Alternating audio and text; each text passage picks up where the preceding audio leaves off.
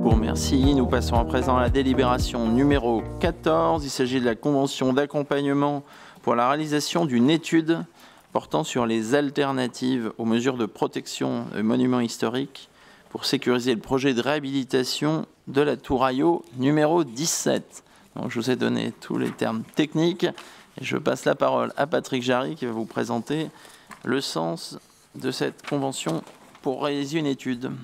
Donc, je ne reviens pas sur ce grand projet de transformation urbaine et sociale de ce quartier de Nanterre, du Parc Sud.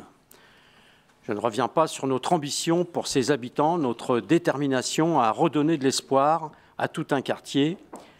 J'insiste sur l'importance pour Nanterre que le quartier du Parc Sud, ou le quartier Picasso, soit une fierté pour toute la ville.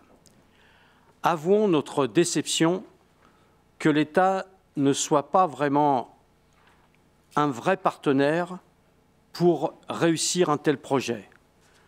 Ou plus exactement, que tout l'État ne parle pas d'une même voix,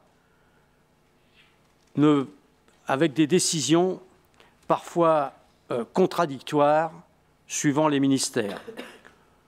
Que de temps perdu, que d'énergie gâchée. Leur refus d'inscrire la tour 17 au titre des monuments historiques n'est même pas explicité.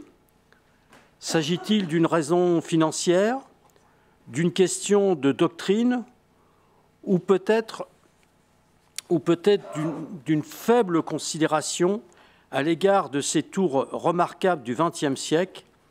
Peut-être, aux yeux de certains, elles ne seraient pas à la hauteur du patrimoine méritant un classement. Ou peut-être sommes-nous victimes d'une règle, c'est toutes les tours ou aucune. Nous étions, avec les architectes, ouverts à l'idée qu'il était possible de classer plusieurs tours en les revêtant de défaillances d'origine. Au terme d'une commission qui ne nous a jamais reçus, ne nous a jamais proposé de travailler avec nous, c'est le refus.